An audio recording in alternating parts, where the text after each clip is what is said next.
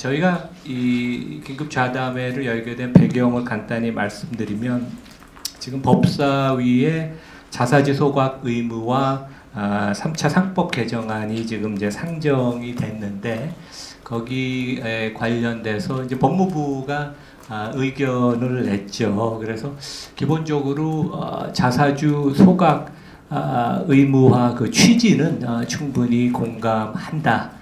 하지만 이제 두 가지 단서를 달았습니다. 그래서 첫 번째는 이제 기존 보유 소각의 유예 기간을 이제 2년으로 좀 더 늘려야 된다. 그러니까 주총을 좀 더 거쳐야 된다. 이제 그런 얘기고, 두 번째는 이제 경영권 방어 수단이 필요하다. 이제 두 가지 단서를 달아서 저희가 자본시장 관점에서 투자자 주주 관점에서 이것은 조금 이번에 급하지만 좀 빠른 시일 내에 올바로 이 개념부터 좀 짚고 가야 된다. 이제 그런 생각에서 이 자리를 마련했고요.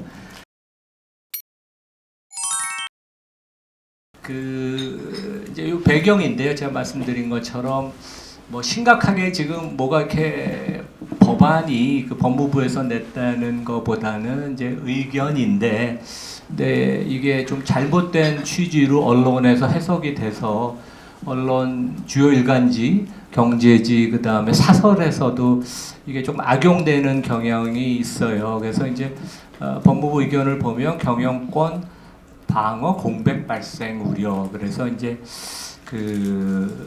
자기 주식은 지금 이제 상장사들이 경영권 방어 수단으로 활용되어 온 것이 현실이고 그걸 우리가 인정해야 되는 게 아닌가. 그리고 이제 주요국에 도입된 방어 수단, 그 세 가지를 얘기하는데 포이슨필, 차등 의결권, 공개 매수 어느 하나도 한국에 도입되어 있지 않다. 법무부 의견의 제일 끝에 나와 있는 겁니다. 그리고 공백을 보완할 수 있는 대체 수단이 논의가 필요하다. 그 다음에 핵심 산업의 우량 기업에 대한 그 해외 투기 자본의 적대적 M&A를 우리가 막아야 되는 게 아닌가. 이제 대체 입법이 필요한 게 아닌가. 그 다음에 이제 그 분산 기업들, 아마 포스코 같은 데 얘기하는 것 같은데 보호할 보호를 강구해야 되는 게 아닌가. 이제 이런 거에 대해서 저희 포럼은 동의하지 않고 상당히 다른 의견이 있어서 이제 오늘 이 자리를 마련을 했습니다. 그래서 오늘 이제 말씀드릴 내용 크게 세 가지입니다. 첫 번째, 경영권이라는 게 전 세계에 없는 개념입니다. 대한민국에만 있고 우리나라만 있는 개념인데 이게 무엇이 문제고 올바른 개념은 무엇인가? 우리 변호사 두 분께서 좀 자세하게 설명을 해주실 것이고, 두 번째는 이제 이 법무부 의견에서 언급된 아마 이제 제 생각에 재계 의견이 많이 반영이 된 거라고 저희는 추정을 합니다. 그래서 뭐 차등 의결권 뭐 이런 거가 도입되면 여러분 아시지만 쿠팡의 김범석 의장이 엄청난 권한을 행사하고 전횡을 하는 근거는 차등 의결권입니다. 일반 주주가 한 표 의결권인데 이분은 29표. 거기에서 모든 힘이 다 나오거든요. 이사회가 무력화되고. 그래서 그러면 이런 것들이 도입되면 우리나라 상장사들이 뭐 모든 데가 그러진 않겠지만 나쁜 의도를 가진 지배주주가 있는 데들은 쿠팡 같은 괴물이 수백 개, 수천 개가 탄생하는 게 아닌가. 그게 과연 정부가 원하는 그림인지 저는 묻고 싶습니다. 그리고 결국 경영권 방어 장치의 도입은 이사회 중심의 경영, 이사의 그 주주에 대한 충실 의무가 백지화된다는 걸 결국 의미하는 게 아닌가. 엄청나게 지금 국회가 노력해서 코스피 5천이 왔는데 다시 코스피가 작년 4월 2,500으로 내려갈 수 있다고. 어차피 반도체 사이클은 꺾이는 거니까 반도체 사이클 꺾이고 그동안 열심히 해왔던 거버넌스 자본시장 개혁이 완전히 후퇴한다면 다시 우리나라 주가는 원점으로 돌아갈 것입니다. 오늘 오 의원님 오시는 거 몰랐는데요.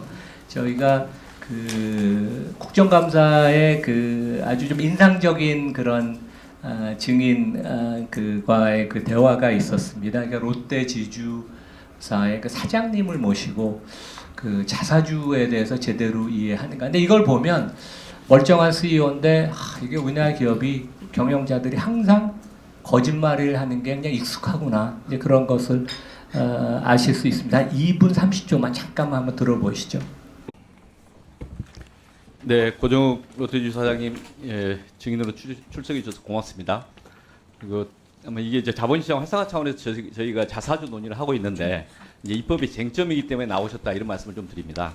여러 기업들이 있지만 롯데지주가 그 비금융 회사들 중에서 자사주 비중이 제일 높은 걸로 저희가 알고 있습니다. 올해 5월 1일 기준에서 32.3%였고, 그래서 지배구조 개편 과정에서도 자사주 맞법 이런 비판도 있었고, 또 이제 2017년 이후에 장기간 자사주 물량 보유를 하고 있어서 이에 대한 이제 논의가 좀 있습니다. 그래서 제가 논의하고 있다는 말씀을 드리고, 이게 오늘 이제 토론의 배경이다 이런 말씀을 좀 설명을 좀 드립니다. 다음 화면, 화면 넘어가요.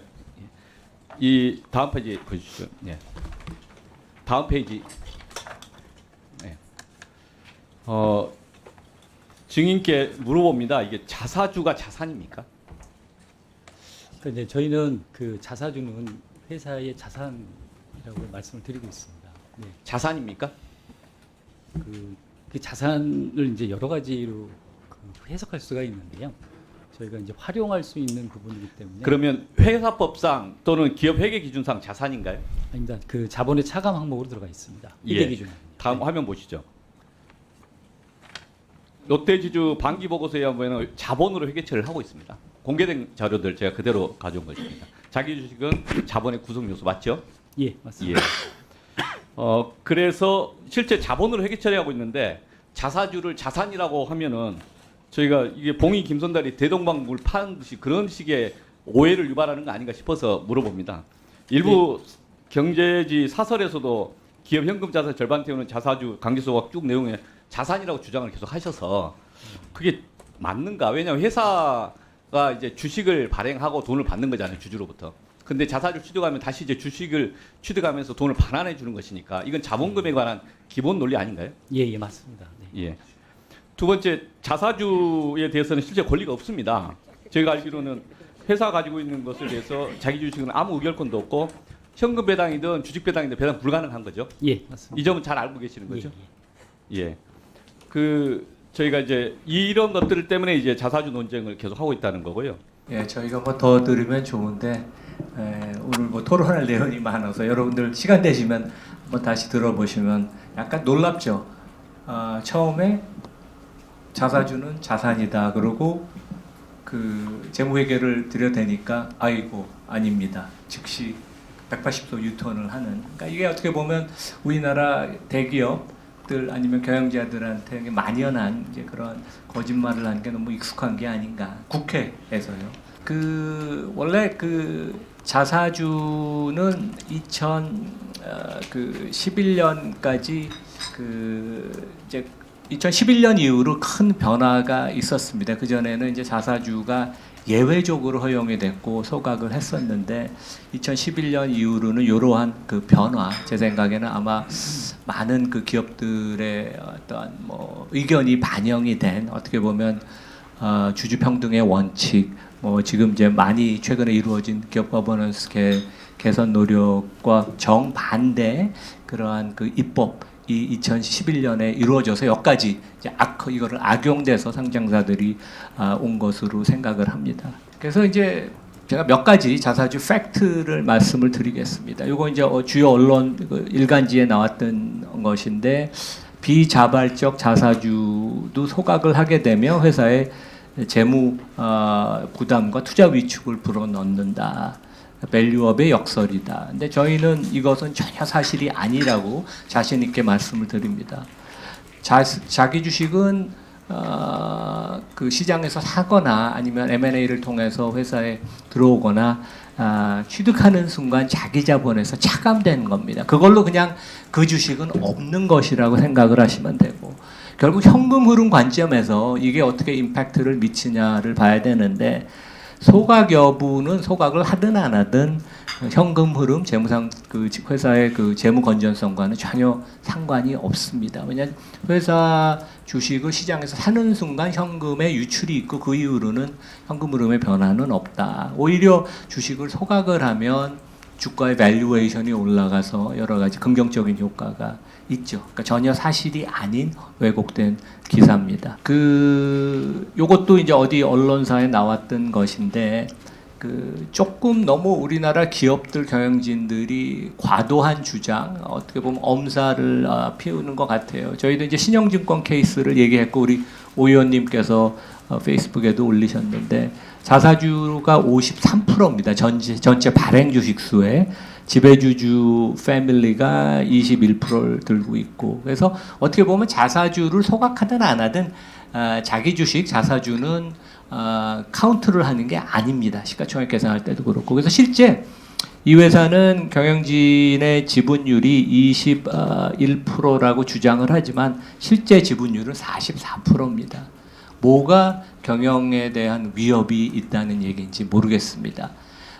우리 SK 지주회사 SK 주 SK를 놓고 보면 최태원 회장 일가의 지분율이 25.5%인데 자사주 지분이 25%니까 그거 빼고 당연히 계산을 하면 그 지분율이 34%예요.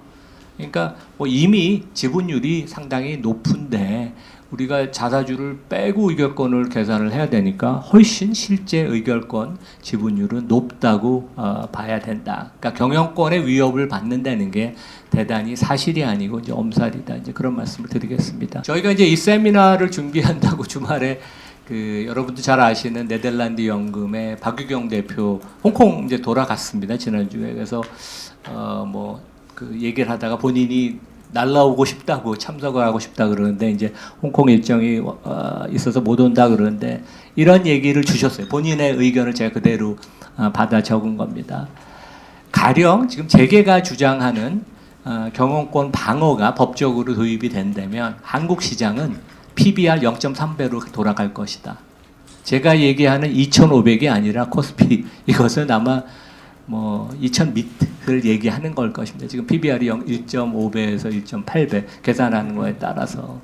그래서 이제 매니지먼트 컨트롤이라는 거, 매니지먼트 라이트라는 거는 원래 영어에도 없는 개념이고, 물론 이게 이제 아파트 같은데 저희 입주민 대표 회의 같은데 권리를 얘기할 때 매니지먼트 라이트라는 얘기를 좀 합니다. 그러니까 우리가 한국에서 쓰는 경영권이라는 건 영어에 없는 어떻게 보면 콩글리시 한국만 있는 개념이고.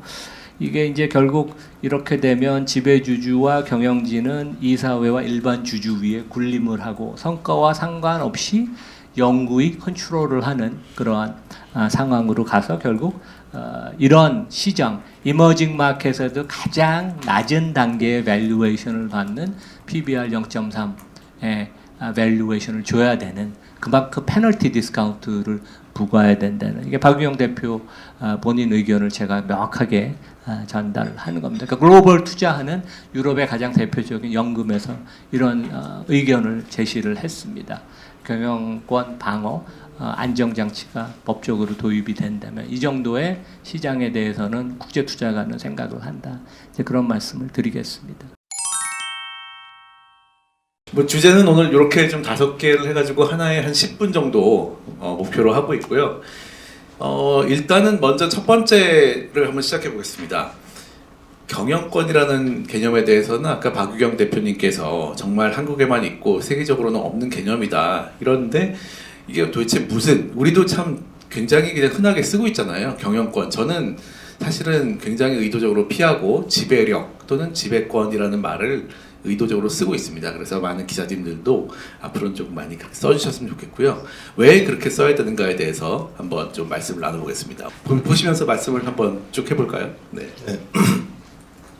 제 주제는 지금 경영권 방어라는 개념 자체도 잘못되어 있고 경영권 방어라는 방어 장치가 도입되어야 한다는 논의가 제기되는 그 맥락이 작년 7월에 수많은 우여곡절 끝에 나라가 망할 뻔한 그 나라를 바로 세워서 드디어 우리나라에 제대로 된 기업 거버넌스의 헌법과 같은 충실 의무가 드디어 도입이 되었는데 우리나라 재계와 또 일부 재계를 둘러싼 그런 전문가 그룹들이 조직적으로 그 충실 의무에 대해서 저항하고 있다는 거예요.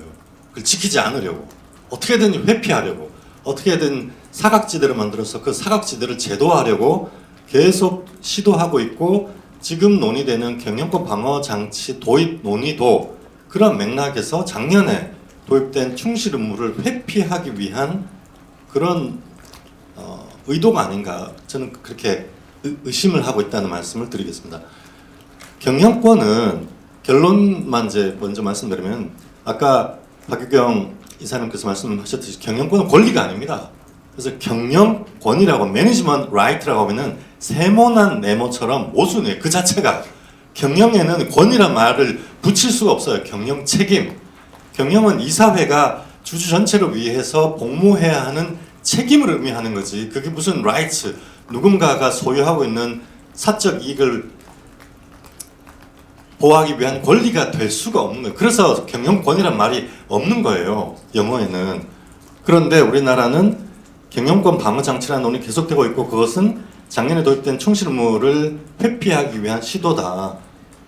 만약에 보이징피라든지 복수 의결권이라든지 또는 그런 지배권 방어 장치를 도입해야 한다면 반드시 미국의 역사를 봤을 때 세 가지 선결 조건이 있어야 한다.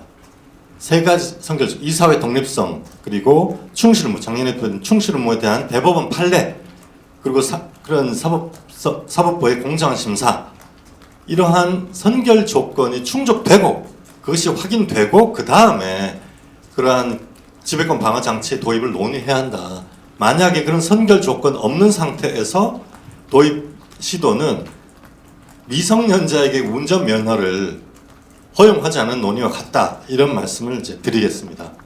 경영권이 아니라 경영 책임이다. 이 말씀이 굉장히 맞습니다. 와닿는데요. 그리고 그 경영권을 방어한다는 거는 지분은 낮지만 나는 계속 경영을 하고 싶어. 뭐 이런 얘기를 그렇죠. 하는 거나 똑같다는 말씀이에요. 그렇습니다. 이 특정 소수의 지배주주 또는 회장님 총수가 이사회를 소유하고 회장님의 이익을 위해서 이사회가 복무하도록 만들겠다는 그러한 의도가 경영권이라는 말에 포함되어 있는 거예요. 그리고 여기도 이제 지배주주의 사적 이익을 방어하는 의미가 바로 있다. 그렇습니다. 맞습니다. 네네. 그래서 경영권이란 말은 그 자체가 이해 충돌을 내재하게 됩니다.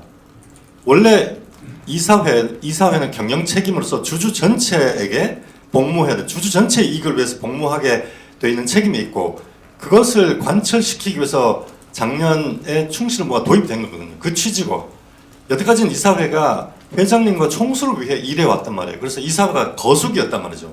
그래서 지배주주의 수탈과 어떤 그런 주주 착취가 있었고 그거를 차단하고 그만하라는 취지로 충실 의무가 도입됐는데 경영권이란 말을 쓴단 말은 그러한 이해 충돌을 회피하겠다는 뜻이에요. 경영권이라는 용어 속 그래서 미국은 경영권을 사유재산처럼 그렇게 방어할 수가 없다. 포이즌필이라는 방어수단은 인정하지만 그런 방어수단을 위해서는 먼저 선결돼야 되는 조건이 있다. 다시 뒤에 말씀드리겠습니다. 그리고 유럽은 그래서 아예 이러한 방어수단이 없어요. 방어수단을 인정하는 순간 지배주주의 지배권을 강화하는 이해충돌의 소지가 생기거든요. 그래서 유럽은 그런 이해충돌을 피하기 위해서 아예 방어수단을 인정하지 않습니다. 미국은 방어수단을 인정하되 다만 이해충돌을 엄격하게 심사하는 판례법이 정립되어 있어요. 그래서 유럽처럼 가서 방어수단을 아예 인정하지 말든지 미국처럼 갈 거면은 이해충돌을 심사하는 엄격한 대법원 판례가 확립되어 있어야 됩니다. 그래야지 방어장치 도입을 논의할 수 있다. 이런 말씀을 드리겠습니다. 그래서 대표적으로 포이즌필을 이제 말씀드리면 1985년도에 미국에서 판례법으로 포이즌필을 허용했습니다. 그때 이 마틴 립튼이라는 변호사가 이걸 제안했는데 그때 이름이 경영권 방어 수단이 아니에요. 쉐어홀더 플랜, 라이트 플랜, 쉐어홀더 라이트 플랜입니다. 이름이 매니지먼트 라이트가 아니고 쉐어홀더 라이트 플랜이에요. 주주권리 보호수단이라고 이름을 붙여서 제안한 겁니다. 그때 바로 소송이 걸렸는데 제일 먼저 제기된 것이 이것은 이사회의 자리 보전 참호 파기 수단이지 권리를 보호하기 위한 수단이 아니다. 여기서 잠깐 그 바로 포이즌 필의 개념에 대해서 잘 모르시는 분들도 있으실 것 같아가지고 간단하게 설명을 드리면은 포이즌 필이라는 거는 어떤 주주가 분산되어 있는 회사에서 어떤 주주가 투자자가 10% 정도의 좀 특별한 지분을 취득하려고 들어올 때 나머지 기존에 있는 주주한테 뭐 10분의 1의 가격, 20분의 1의 가격으로 주식을 싸게 풀어버리는 거를 얘기하는 거죠. 맞습니다. 그래가지고 독약입니다. 왜 독약이냐면 들어오는 사람에 대해서는 독약을 꿀꺽 삼켜가지고 죽는 그런 상황이 되기 때문에 그렇죠. 기존의 주주한테는 싸게, 들어오는 사람한테는 비싸게 주식을 팔겠다. 이게 그렇죠. 핵심인 거죠. 적대적 인수에 필요한 코스트, 비용을 10배로 확 불리는 거예요. 그래서 적대적 인수를 방어하는 내용인데 이 1985년도에 미국에서 판례법으로 인정이 됐습니다. 그때 제기된 제목이 주주 권리 보호 수단으로 제기된 거예요. 이 경영권 방어 수단이 아닙니다. 애초에 제기될 때. 그리고 이 주주 권리를 이제 방어하기 위한 수단으로서 포이즌 필을 3가지 단계로 심사합니다. 1번 이해 충돌이 있으면 지배주주 또는 이사회와 다른 주주, 소수주주, 일반 주주와의 이해 충돌이 있으면은 충실의무에 이게 충실의무예요. 충실의무에 의한 완전한 공정성 원칙에서 1번 심사를 제일 먼저 합니다. 이걸 통과하면 이해 충돌이 없으면 두 번째 단계로 중간 심사로 우노칼, 레블런, 블라시우스라는 3가지 룰로 중간 심사를 합니다. 여기도 통과하면 그러면 이제 허용되는 거예요. 포이즌 필이 허용 적법하다고 통과가 되는 거예요. 그러면 먼저 이런 선결적으로 심사해야 되는 심사 기준이 우리나라의 판례법에 정립이 되어 있어야 되잖아요. 근데 아예 없는 정도가 아니라 지금 우리나라는 거꾸로 하고 있다. 다시 한번 설명드리겠습니다. 이런 상황에서 경영 방어 또는 지배권 방어 수단을 도입하자는 이 논의는 제 개인적으로는 작년에 드디어 한국의 헌법과 같은 충실의무가 도입된 이 충실의무를 와해시키기 위한 일종의 트로이 목마다 이거는 저는 그렇게 이해가 되는 거예요. 왜냐하면 이게 마치 지배주주가 총수님 회장님께서 그런 회사의 이사회를 소유하고 있고 그래서 우리나라는 뭐 경영권 매각한다, 경영권 방어한다. 마치 지배주주가 이사회를 소유하고 있는 것처럼 회사를 소유하고 있는 것처럼 그런 식으로 가스라이팅을 해놓고 그것을 방어해야 한다는 논의로 이것을 제도화한다면 이거는 충실의무의 이해충돌 심사를 그냥 제도적으로 회피하게 만드는 겁니다. 아까 말씀드렸다시피 만약에 이러한 지배권 방어 장치를 도입한다면은 선결적으로 이해충돌 제일 중요한 게 이해충돌이 있느냐 없느냐 이걸 심사해야 되는데 이 이해충돌 절차를 그냥 회피하는 제도를 만들게 된다.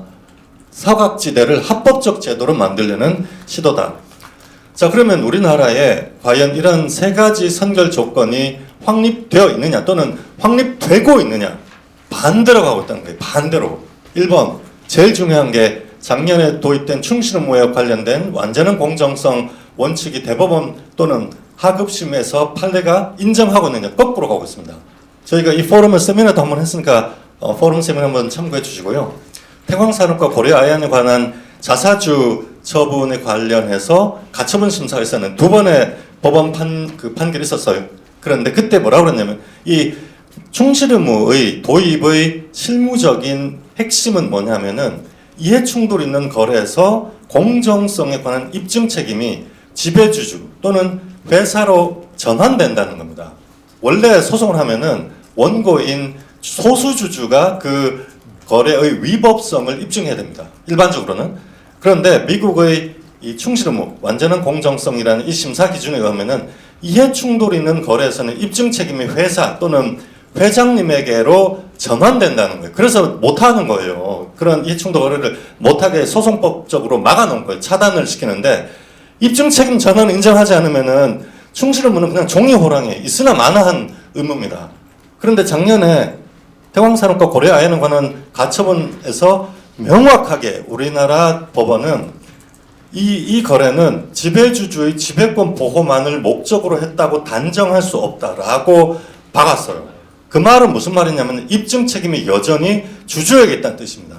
입증 책임 전환에 관련된 아무런 고민이 없어요. 그래서 작년에 완전 격분해가지고 이거는 충실의무를 그냥 종이 호랑이로 만드는 거다. 이 법원이 뭐 하는 거냐라는 취지로 작년 세미나 됐으니까 꼭 한번 보시고요. 그러면 이렇게 완전한 공정성에 관한 판례가 확립을 되기는커녕 거꾸로 가고 있는데 무슨 경영권 방어수단이니 지배권 방어수단이라는 걸 논의를 할 수 있냐. 논의 자체가 안 된다는 겁니다. 두 번째로 공정성 원칙을 위해서 미국에서 완전한 공정성의 심사의 절차적 요건으로 이사회의 독립성이 가장 중요하거든요. 특별위원회를 만들어야 되기 때문에 사회이사들이 독립성이 있어야 되는데 우리나라 미국은 사회이사의 말하자면은 교수님, 관료 출신, 그리고 뭐 어떤 변호사, 뭐 판사 출신, 컨설턴트 이런 소위 넓게 보면 카운슬이라고 하는 직역이 1%밖에 안 됩니다. 거의 없어요. 그 1%도 그 회사가 무슨 부도가 나가지고 법적으로 굉장히 중요하다든지 또는 바이오테크에서 그 원천 기술을 개발하는 교수님이 들어와 있다든지 이렇게 해서 들어와 있는 거지. 원래 사회이사는 카운슬이 들어올 수 없는 걸로 돼 있어요. 미국은. 우리나라는 카운슬이 80%입니다. 사회이사에. 원래 카운슬의 직역은 기업과 이해관계가 일치하는 그 용역을 받아서 업무를 수행하는 그런 바운더리 안에 있기 때문에 영향력 안에 있기 때문에 카운슬은 이해관계를 공정하게 심사하기 매우 어려운 직이에요. 물론 그 카운슬이 필요하죠. 그래서 한두 분은 있을 수 있어요. 그러나 80%는 이거는 심하다. 이런 상태에서 과연 우리나라의 선결 조건이 가능하냐. 그리고 세 번째, 소수주주만의 동의가 필요하거든요. 미국에서 이 심사를 위해서는 MOM이라고 해서 소수주주만의 즉 그 이해 관련 있는 지배주주 회장님은 주주총회에서 의결권 행사할 수 없도록 돼 있어요. 그런데 우리나라는 다 행사한단 말이에요. 이렇게 세 가지 선결 조건이 확립되어 가고 있기는커녕 거꾸로 가고 있는데 무슨 경영권 방어 장치 얘기냐. 세 가지 다 거꾸로 가요. 아까 회장님께서 말씀하셨듯이 오기영 의원께서 민주당에서 제안하고 있는 이런 자사주 소각 관련해서도 계속 지금 입법을 앞두고 끊임없이 자사주를 EB 발행을 한다든지 또는 자사주를 백기사에게 넘긴다든지 또는 사내복지기금에 넘긴다든지 이런 계속 꼼수를 편법을 하고 있다는 얘기입니다. 이런 상황에서 경영권 방어 얘기는 너무나 이르다. 그래서 저는 먼저 충실의무, 작년에 도입된 충실의무에 관한 입증 책임의 전환이 대법원 판례로 확립될 것. 두 번째, 이사회의 사회이사의 구성이 독립성을 담보할 수 있을 정도로 확립될 것. 세 번째로 주주총회에서 이해관계 있는 지배주주는 의결권을 행사하지 말 것. 이 세 가지가 확립되기 전에는 경영권 방어 장치니 뭐 지배권 방어 장치니 하는 논의를 아예 꺼내서도 안 된다. 그리고 경영권이라는 용어를 영원히 시장에서 퇴출시켜야 한다. 이렇게 말씀드리겠습니다. 그럼 이름을 뭐 경영권 방어 장치가 아니라 주주권리 보호 장치로 바꿔서 하면 되지 않나요? 이런 논의하시면 안 된다. 이름을 바꾼다고 되는 게 아니다. 선결조건이 확립된 후에 논의가 되어야 한다. 이렇게 말씀드리겠습니다. 네, 김기식 변호사님 너무 열정적인 말씀 너무 감사드리는데요. 뭐 요약을 해보면은 어쨌든 그 경영권이라는 개념이 없는 상태에서 경영권 방어를 한다는 것은 결국은 주주 평등을 해치는 거잖아요. 기존 주주와 새로 들어온 주주를 차별하는 조건인데 지금의 우리나라의 구조 하에서는 그냥 지배주주를 위해서 차별을 해버릴 것이다. 아무런 전체 주주에 대한 고려 없이. 그렇기 때문에 지금 그런 논의를 해서는 안 된다. 그렇죠. 라는 말씀을 하신 것 같습니다. 지금까지 지배주주를 위해서 복무했던 전체 주주를 위해 일하지 않는 이사회를 드디어 전체 주주를 공정하게 대우하라는 작년에 입법이 있는데 그걸 회피하고 여전히 이사회는 지배주주를 위해서 공모해야 한다라고 하는 얘기를 네, 그런 개념 자체가 없어져야지만 미국식의 포이즌 필 얘기도 할 수 있고 왜냐하면 미국은 그런 어떤 법리나 그런 것이 굉장히 문화로 다 녹아있는 지금 시장이잖아요. 그런 곳에 있었던 것을 그 겉껍데기만 싹 가져오는 것은 우리나라에 전혀 맞지 않다. 이런 말씀을 하셨습니다. 계속 이어지는 얘기이긴 한데요. 경영권 방어 수단이 이제 필요하지 않다. 지금 논의되고 있는 여러 가지 뭐 차등 의결권이나 포이즌 필 이런 것들이 한국에 진짜 들어오면 뭐 어떻게 될 것인가 이런 거에 대해서는 이론적인 근거도 굉장히 강하고 또 현실적으로도 저희한테 와닿을 수 있는 굉장히 무서운 얘기들이 많습니다.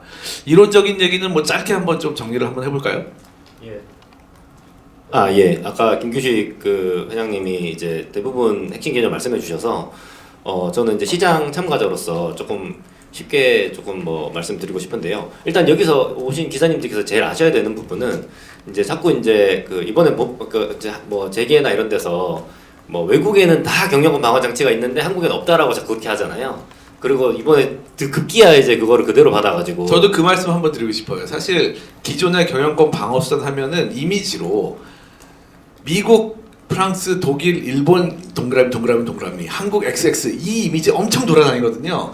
그거 완전 잘못된 거예요. 지금 말씀하셨듯이 전제가 다릅니다. 그거 뭐 한경협이나 대한상해 이런 데서 뿌리는 지금 대한상해 가짜뉴스로 굉장히 문제가 되고 있는데 그렇게 그냥 간단하게 이미지로 막 뿌리고 있지만 완전 잘못된 거를 쓰면 안 됩니다, 정말. 예, 거의 같은 급입니다. 그 상속세 뉴스하고 그 외국에는 경영권 방어가 이런 다 있고 한국엔 없다. 그 그냥 같은 급이라고 보시면 같은 급의 주장이라고 사실 보시면 되고요. 이제 그 경영권 방어 장치가 아니다. 외국에는 이제 이게 다 주주가 다 분산돼 있기도 하고 이제 만약에 그러니까 진짜로 이제 그 뭔가 강압적인 그런 혹시 인수 상황에서 이제 주주들이 너무 싸게 팔게 되는 경우에 대한 그런 이해상충이 다 배제된 상태에서의 보호책으로서 주주들을 보호하기 위해서 만든 거지 이게 지배주주의 어떤 이사회를 마음대로 임명할 수 있는 사적 권한을 보호해주기 위한 그런 게 전혀 아니거든요. 그러니까 아예 다른 거고 해외에는 경영권 개념 자체가 그런 게 없기 때문에 이제 그런 거랑은 다른 거다라는 점을 알고 계시면 될 것 같아요. 그래서 이제 우리가 그 속지 않으면 될 것 같고 관련해서 이제 서울대 법대 송홍열 교수님께서 2024년에 저희가 포럼에서 똑같은 주제로 해서 아예 논문을 썼고 우리나라 상법의 이제 최고 권위자께서 이렇게 쓰셨는데 논문을 저희가 배포했으니까 한번 읽어보시면 좋을 것 같습니다. 책자에 있거든요. 근데 아까 요지가 뭔가요? 이 송 교수님은? 예? 요지에 대해서 요지는 이제 경영권 방어 제도가 우리나라에 필요 없다. 예. 일단 첫 번째로 이게 적대적 인수 자체가 일단은 거의 없었다.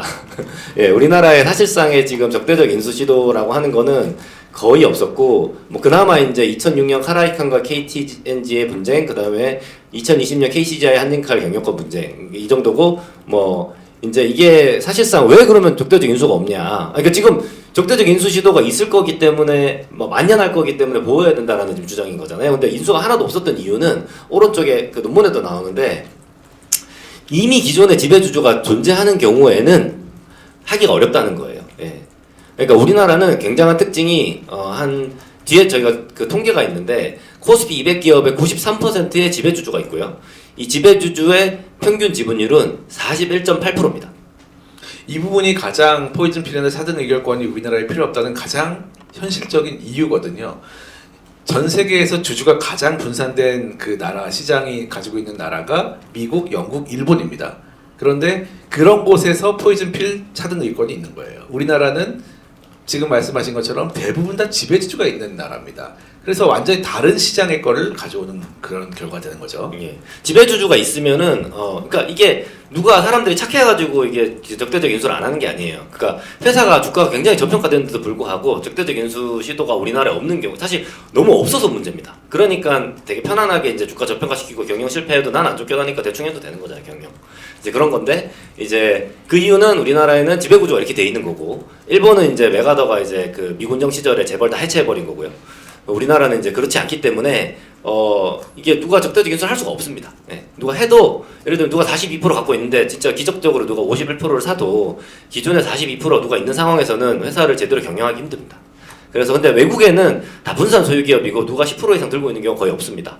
그렇기 때문에 이제 그런 경우에 대해서 이제 지금 제도가 있는 것이 여기에 송 교수님 요 말씀이 굉장히 와닿는 것 같아요. 결국 이제 30% 이상이죠. 지배주주의 존재 자체가 경영권 방어인데 거기다가 포이즌 필 같이 차별적으로 더 주식 주고 차등 의결권으로 거기다 곱하기 20배 주고 이런 게 지금 필요하지 않다. 필요하지 않다는 거죠. 예. 그리고 뒤에 가면 더 다른 한국적인 가장 큰 문제인 중복 상장 문제가 있는데 그게 사실상 차등 의결권입니다. 그래서 아직 이거 참고로 이거 제가 쓴 거 아니고요. 송 교수님 논문에 네, 또 다음에 또 송 교수님 어떤 말씀하세요? 예, 그리고 포이즌 필도 한참 이야기하시는데 이제 그거는 빼고 이제 아까 말씀하셨기 때문에 차등 의결권에 대해서도 이거 좀 말씀드리면은 이제 이 차등 의결권이라는 게 미국에 있는 건 사실인데 뭐 쿠팡 쿠팡 사례를 보시면 됩니다. 김범석 씨가 이제 한 주에 20배 의결권이 있잖아요. 근데 이게 상장 회사에 대해서는 차등 의결권 주식 발행을 허용하고 있지 않습니다. 미국에서도요. 예. 그러니까 지금 아마 우리 재계에서 주장하는 거는 상장 회사가 지금 이제 차등 의결권 지금 발행하게 해달라는 걸 거예요 아마. 그렇지 않으면 별 의미가 없잖아요. 근데 미국에서는 그게 아닙니다 일단. 그것도 그러니까 가짜 뉴스죠 어떻게 보면. 그러니까 상장 회사에 대해서는 안 되고 이미 발행한 비상장 회사의 경우 상장 허용해주고 있다. 그러니까 상장하기 전에 비상장일 때 투자자 전원의 동의를 받아서 하는 겁니다. 그렇게 보시면 될 것 같고요. 그렇지만 상장 이후에는 금지입니다. 일본의 경우에도 차등 요건은 그 종류 주식은 없지만은 이제 단원주 제도를 통해 갖고 비슷한 효과를 내는 방법이 있는데 이제 그렇게 인정은 합니다만 이제 이게 이제 그 우리가 생각하는 상장 회사도 갑자기 뭐 이렇게 차등 요건 해가지고 대주주 그 권한 더 준다 이런 게 아니거든요. 그리고 이제 송 교수님이 이제 생각해 봤을 때 만약에 상장 회사에서 차등 예고권 주식을 만약에 도입을 해주면 어떻게 할 것 같냐? 아마도 주식 배당 방식을 통해서 이제 하거나 주식 교환 방식을 통해서 차등 의결권을 도입을 할 텐데 예를 들면 클래스 A 주식은 한 주 1의결권, 클래스 B 주식은 한 주 10의결권, 쿠팡 같은 경우에 뭐 클래스 B 주식 한 주 20의결권일 거예요 아마. 이제 이 경우인데 이제 클래스 B는 대신에 양도가 불가능하고 주주의 청구로 클래스 B는 클래스 A로 언제든 전환 가능하다. 뭐 이런 식으로 한 다음에 이거를 주식 배당을 클래스 B를 다 그냥 공평하게 나눠줘요 처음에는 주주들한테. 그러면 어떻게 되냐? 지배주주는 클래스 B를 계속 가지고 있을 유인이 있지만 이제 그 나머지 주주들은 이제 매도를 해야 되기 때문에 거래를 하기 되기 때문에 다 클래스 A로 전환하게 되죠. 그러면서 결국에는 나중에는 지배주주는 의결권이 굉장히 높아지고 되는 그런 자연스럽게 그런 결과가 나와요. 그리고 이제 주식 교환을 통해서 해도 마찬가지 결과가 됩니다. 왜냐하면 지배주주는 의결권에 관심이 있고 소액주주는 자기가 개인적으로 갖고 있는 거에 대해 가지고는 의결권이 하나하나가 큰 의미가 없기 때문에 이렇게 돼버린다는 거죠. 그러면 이게 주주평등 원칙에도 위배가 되고 굉장한 왜곡을 일으킨다는 거죠. 그래서 비효율적인 소유 구조가 초래되고 이렇게 되면 이해관계가 달라져서 이제 사적 이익과 회사의 이익이 있는데 이제 어떤 예를 들면 이제 지배주주 입장에서는 이제 두 가지 이제 결정할 수 있는 게 있는데 투자한 X에서는 회사 기속이익이 100원, 투자한 Y에서는 뭐 회사 기속이익은 50원인데 사적 이익은 30원 이렇게 했을 때 이제 그 Y안을 선택하게 되는 이제 내 사적 이익이 사실 나는 더 중요하니까 이런 식으로 이제 의사 결정이 이제 잘못된다는 거죠. 앞에 있는 내용과 똑같습니다. 그러니까 비례적이지 않은 지배권을 갖게 되면 이렇게 의사결정이 왜곡된다는 거고 실제 우리나라에서 일어나고 있는 일이 이거죠. 왜냐면은 지배주주들이 회사를 위한다는 명목으로 다 의사결정하지만 가만 보면 거기서 사적 이익이 더 큰 거를 선택하고 있는지 우리가 알 길이 없어요. 그리고 이제 한국에 이제 사실은 차등 요건이 있습니다. 이게 뭔가 하면 우리나라에 굉장히 티피컬한 이제 그 지배 구조죠. 지배주주가 지주회사를 30% 갖고 있고 지주회사가 중간에 있는 지주회사를 30% 갖고 있고 그 회사가 맨 밑에 있는 가장 큰 사업회사 30% 갖고 있으면 지배주주의 실질 지분율은 2.7%입니다. 30 곱하기 30 곱하기 30 하면요. 근데 사업회사에 대해서 지배주주가 실질적으로 행사 가능한 의결권은 30%죠. 그죠? 그럼 어떻게 돼요? 10배가 넘죠. 그러니까 지금 이거 해외에는 이런 중복 상장도 허용이 안 돼 있습니다. 그러니까 근데 우리나라는 이미 중복 상장을 통해서 지배주주의 지배력을 레버리지 만들기를 최소한 손자 회사까지는 우리나라 지주회사법을 통해서 허용하고 있어요. 그러니까 사실상 차등 의결권이 있는 거고 그래서 어떻게 됐습니까? 차등 의결권 해주니까 어떻게 됐나요? 우리나라에 이렇게 개판이 되지 않았습니까? 그래서 그러니까 그렇게 이런데 여기서 또 차등 의결권까지 해주고 지금 사업해서 밑에 또 무슨 지주회사 특례 같은 거 바꿔가지고 뭐 어떻게 하겠다는 얘기까지 하잖아요. 그러니까 그런 상황이기 때문에 필요 없다. 제가 하나 이제 더 하면 이 차등 의결권은 제가 이제 수업에도 많이 가르치는데 우리가 그 스피릿을 이해를 해야 돼요. 그러니까 미국에서도 그 실리콘밸리에 이제 차등 의결권이 일부 도입이 됐는데 여전히 애플, 마이크로소프트, 엔비디아, 테슬라 이런 데는 차등 의결권이 없습니다. 있는 데가 메타, 구글 이런 데인데 천재 경영자의 탤런트를 그 세대에만 인정을 해주는 거예요. 그 세대만. 저커버그나 레리 페이지가 지분을 파는 순간 의결권 없어집니다. 그러니까 한국처럼 세습을 위한 주권을 2세, 3세한테 넘길 때 의결권을 계속 유지되는 게 아니라 내가 나의 자식 아니면 재단, 기금에 파는 순간 그 의결권, 왜냐면 그 사람의 탤런트에 대해서 뭔가 특별히 의미 부여하는 그 자체가 없어지니까. 그래서 우리가 그 의미를 되게 아는 게 중요하다. 하지만 미국에서도 이 거래소가 이런 회사 상장 유치하기 위해서 차등 의결권을 인정을 하지만 99%의 기관 투자가 연기금은 반대합니다. 없어도 테슬라, 마이크로소프트, 엔비디아, 애플이 경영하는데 문제가 전혀 없거든요. 그래서 우리가 이건 이 점, 전혀 세습이 안 되는 상속이 안 되는 차등 의결권이다. 그거를 이해하는 게 되게 중요합니다.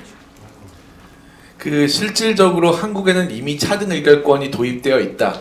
이거를 정확하게 알고 계시는 게 굉장히 중요한 것 같은데 쿠팡의 김범석 의장이 그 쿠팡잉크의 지분율 실질적으로 10%인데 차등 의결권으로 70% 이상을 지배하고 있잖아요. 우리나라에도 똑같은 현상이 있다는 겁니다. 중복 상장을 하게 되면은 똑같은 효과가 발생을 합니다. 실제적으로 2.7%로 밑에 있는 사업회사를 100% 지배하는 그런 효과가 이미 있는데 여기에 차등 의결권 또 10배를 곱하면 어떤 일이 일어나겠습니까? 제가 한 가지 신박하게 생각한 거는 그 법무부가 얘기한 거에서 보면 이제 의무 공개 매수 제도도 이제 경영권 방어 장치다라고 하면서 포이즌필, 차등 의결권, 의무 공개 매수 제도 이렇게 들어가 있어요. 그래서 해외에는 동그라미, 우리나라 X 이렇게 돼 있습니다. 근데 이것도 굉장히 황당한 게 이거는 주주 경영권 방어 장치가 아니거든요. 주주 보호 장치거든요. 근데 이걸 어떻게 도입하려고 하는지를 모르겠는데 이것도 정확하게 이해하셔야 됩니다.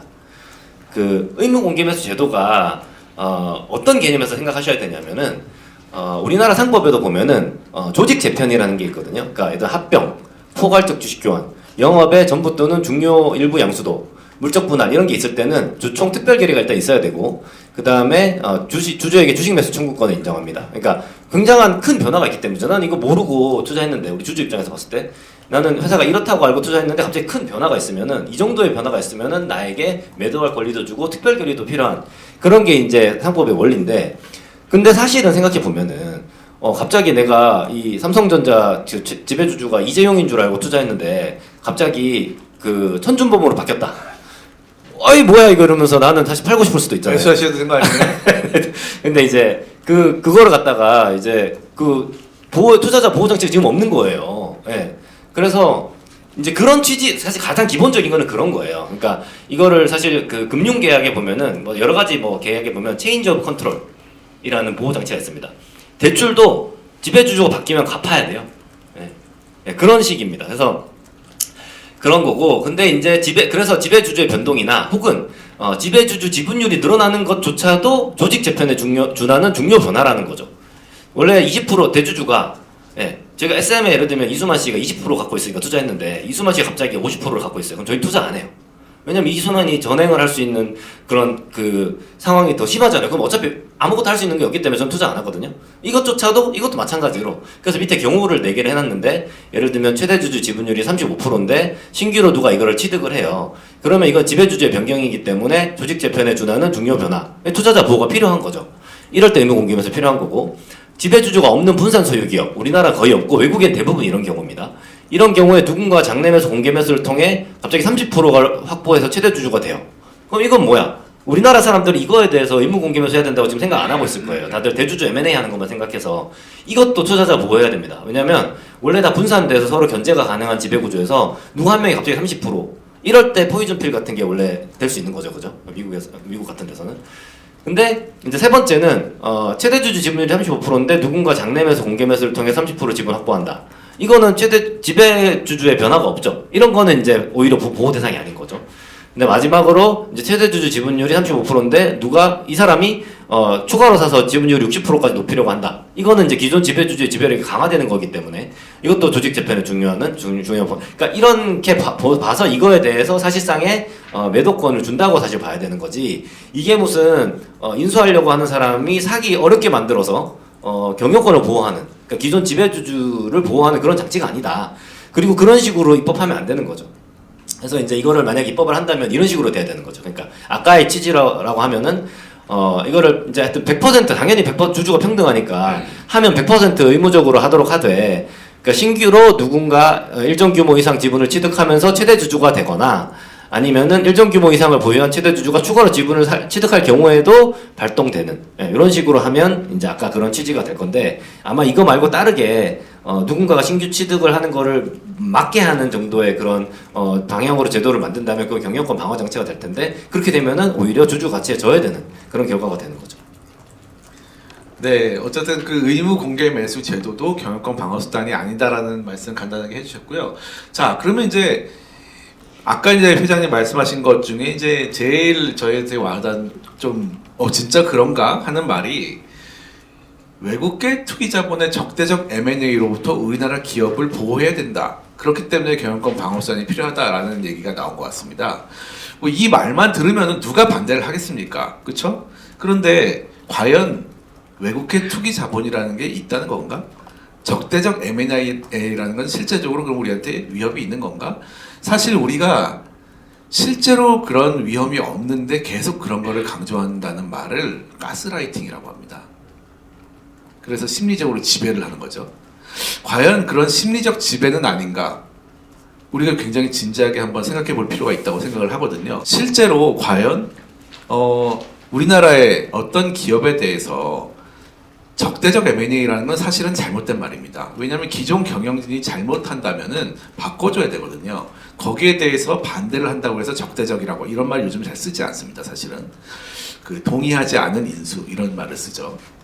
근데 과연 42%나 되는 지배주주, 평균적으로 지배주주가 있는 회사에 대해서 누군가가 지분을 더 사서 그 사람보다 더 많은 지분을 통해서 이사를 바꾸고 대표이사를 바꿀 수 있는 가능성이 있는가에 대해서 없다는 거죠, 이 자료는. 맞습니다. 네, 한번 설명을 좀 해주시죠. 그러니까 이게 그 사실상 불가능합니다. 왜냐하면은 물론 이론적으로는 진짜 주가가 정말 저평가돼 있을 경우에 뭐 10배 돈을 주면은 팔지도 모르죠. 그렇지만 누군가 그래서 새롭게 52%의 주주가 됐다고 치자고요. 근데 나와 적대적인 42% 주주가 있는 거지 않습니까? 굉장히 경영하기 힘듭니다. 예, 여러 가지 우리나라에 소수 주주권이 있고 하기 때문에 이제 집중 투표도 의무화돼 있고 하기 때문에 좀 더 와닿을 수 있게 예를 들어서 SK 주식회사예요. 지금 시가총액이 한 25조 정도 되나요? 25조 되죠. 25조 정도 되고 지배주주 지분율이 한 30% 되나요? 34%. 34%면 한 10조 정도를 지배주주가 갖고 있는 거네요. 그러면 여기에서 지배주주보다 더 많은 지분을 살려면 일단 일거에 11조 이상의 돈이 들어와야 되는 거네요. 예, 사실은 11조가 아니고 한 50조 정도는 필요할 거라고 봅니다. 왜냐하면 장내에서 매수를 하게 되면 점점 주가가 오를 거니까 안 되고. 그러면 이제 공개 매수를 한다. 50% 프리미엄 주겠다 해가지고 한 15조 정도를 가지고 들어오면은 어쩌면 30%를 살 수도 있는데 예. 그렇다 하더라도 30대 30이 되겠네요. 맞습니다. 그리고 이제 이거를 그러니까 그 상당히 높은 프리미엄을 줘야지 되는 거고요. 그게 뭐 50% 정도가 아닐 거고 이제 그런 지주사들은 이제 뭐 특정 기업을 얘기하긴 그렇지만 50%에서 70% 정도 사실 자회사들의 경영권 프리미엄까지 고려하면 이제 100%한 7, 80% 정도 저는 디스카운트 돼서 거래되고 보는데 그거를 다 줘도 제 값을 다 줘도 사질지 말지 그 모르는 그런 거거든요.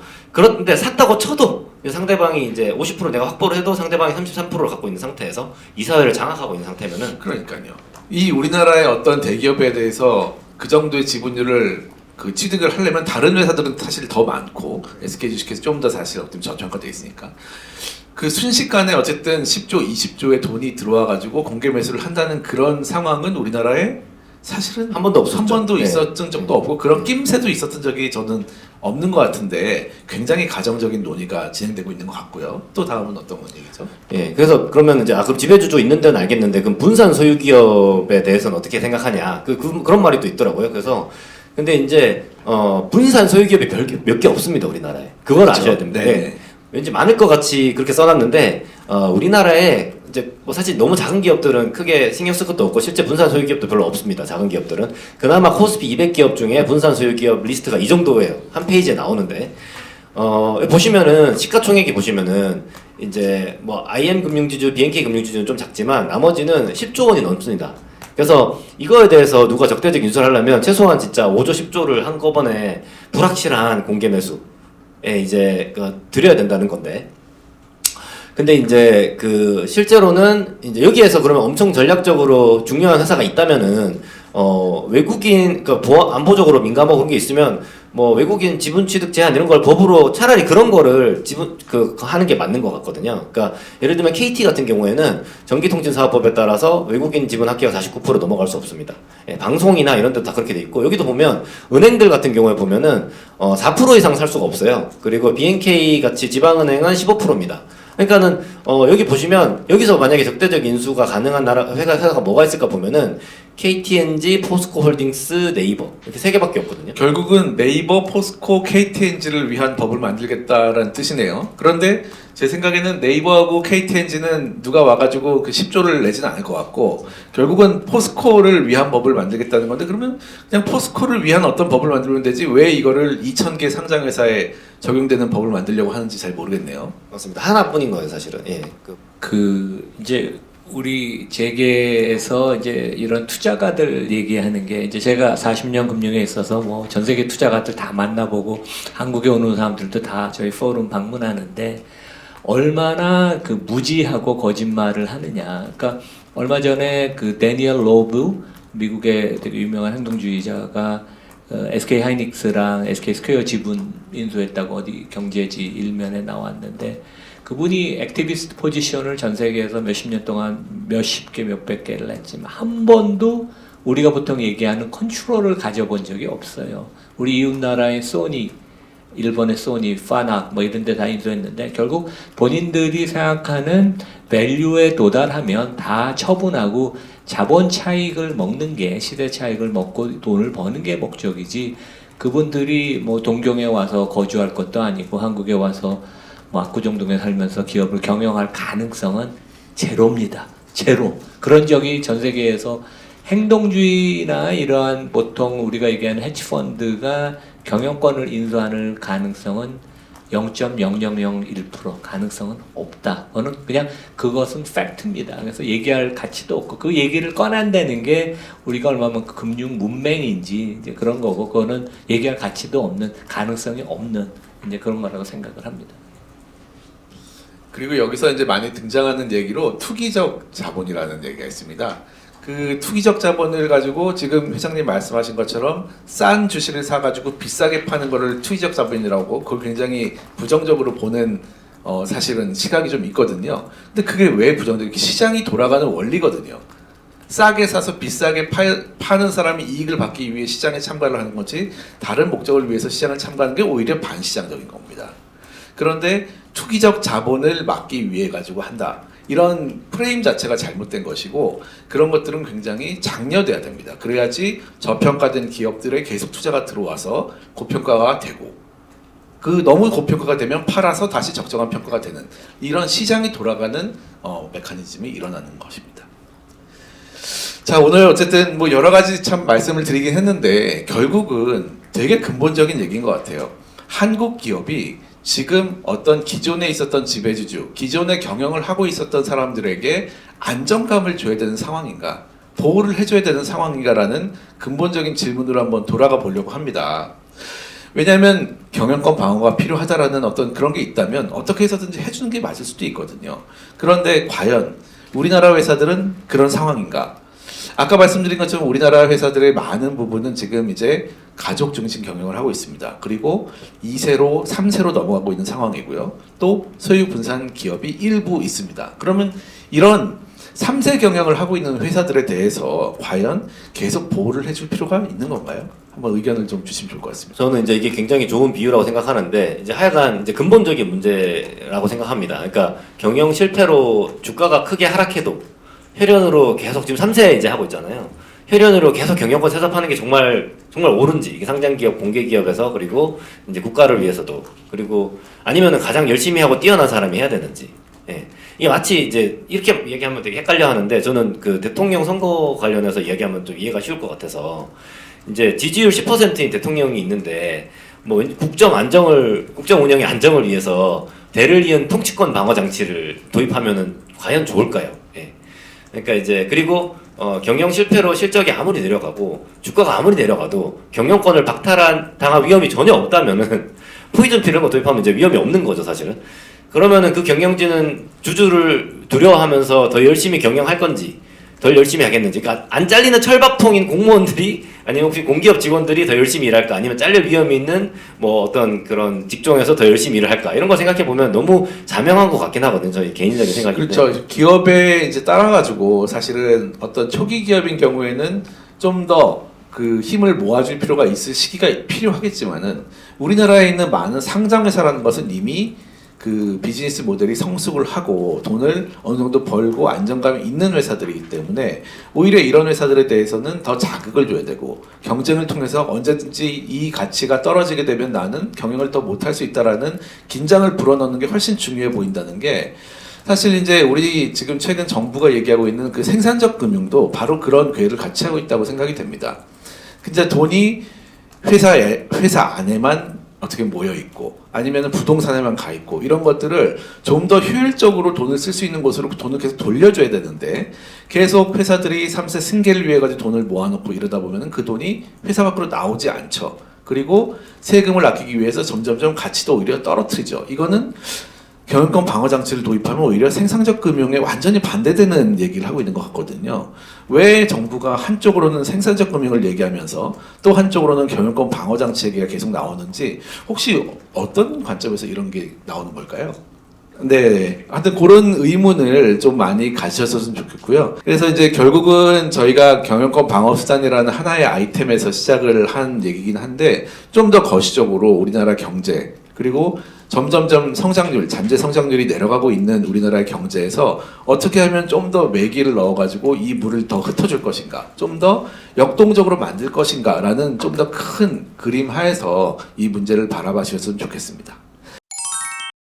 네, 딜사이트 TV의 최태호 기자라고 합니다. 발표 잘 들었습니다. 저 질문 드릴 게 이제 포이즌필 제도를 듣다 보니까 생각났던 것 중에 하나가 이제 초다수 결의제가 조금 생각이 났었거든요. 근데 결국엔 기존 투자자들의 동의를 받아서 도입해야 된다는 게 미국의 제도라면 사실 특별 결의로 이제 통과될 수 있는 초다수 결의제랑 크게 다른 게 없는 것 같은데 혹시 관련해서 조금 의견 좀 여쭤보고 싶어가지고 질문드립니다. 좋은 질문이신 것 같고요. 일부 유사한 점이 있는데 초다수결 이제 3분의 2 특별 결의를 약간 뭐 5분의 4 이렇게 올리는 거를 말하는 거잖아요. 뭐 이사를 해임할 때 또는 뭐 어느 회사의 정관은 적대적 M&A일 때 뭐 이렇게 써놨습니다. 근데 그런 적대적 M&A일 때는 5분의 4 이상의 동의를 받아야 이사를 해임할 수 있다는 조항은 법원에 의해서 무효됐어요. 사실은. 주주평등에 어긋난다고 해가지고 정관상 어쨌든 그런 약간의 지분율을 그 의사 정족수를 의결 정족수를 올리는 것만 해도 사실은 주주평등에 위반돼서 무효라고 하는데 일단 포이즌필은 기존 주주에게 한 10배 정도의 페이버를 주는 겁니다. 차등 의결권도 10배, 29배 막 이렇게 돼 있어요. 그러니까 그 주주 차별의 정도가 굉장히 심합니다. 초다수결제가 66을 약간 80 정도로 올린 약간의 차이라고 한다면 차등 의결권 그리고 포이즌필 같은 건 10배, 20배 이상의 기존 주주한테 이익을 주는 그런 제도이기 때문에 훨씬 주주 평등에 미친 영향이 큽니다. 근데 그럼에도 불구하고 미국에서 아까도 조금 나왔지만은 왜 이런 것이 허용되고 있었느냐가 중요한데 그럼에도 불구하고 이 들어오는 주주를 막는 것이 회사와 전체 주주의 이익이라고 이사회가 입증을 해준 거예요. 그러니까 정말 1980년대에는 그 투기적 자본이 아니고 이 주주가 들어와서 10%만 사면은 컨트롤 라이트를 가질 수 있는 그런 지분이었거든요. 근데 그때 당시에는 차익을 얻으려는 게 아니고 이 회사를 쪼개서 팔려는 자산으로 만약에 이런 벌처 펀드라고 하죠. 그러니까 이 회사를 없애버리고 나는 이익을 얻겠다라는 실제로 그런 자본들이 있었습니다. 그런 자본은 막아야 되는 게 전체 주주를 위해서 막기 때문에 아주 예외적으로 그러면은 기존 주주한테 10배 이익을 주자 이런 게 법원까지 가서 허용이 된 거지 이게 뭐 그냥 기존 매니지먼트가 굉장히 잘하기 때문에 그냥 무조건 보호해야 되는 이게 아닙니다. 회장님께서 말씀하셨지만 전 세계 포이즌필 인정하고 있는 나라가 미국 한 나라거든요. 유럽은 아까 말씀드렸지만 이런 지배권 방어 장치를 아예 원천적으로 다 금지시켰습니다. 없습니다. 아예 유럽은 아예 없어요. 미국 딱 한 나라가 허용하고 있는데 아까 회장님께서 말씀하신 잘 이해하셔야 되는데 창업주 오직 창업주가에게만 허용했고 창업주가 상장하기 직전에 상장한 뒤에는 불가능하고요. 상장하기 직전에 허용합니다. 딱 그 경우만. 근데 우리나라가 이 말이 안 되는 거고. 근데 초다수 의결제는 창업주뿐만 아니라 계속 그 컨트롤을 가진 누구에게든 그 지배권을 그대로 보호하는 거예요. 그래서 초다수 의결제가 포이즌필보다 훨씬 강합니다. 지배권을 보호하는 정도가. 주주평등 원칙을 훨씬 더 많이 훼손하게 됩니다.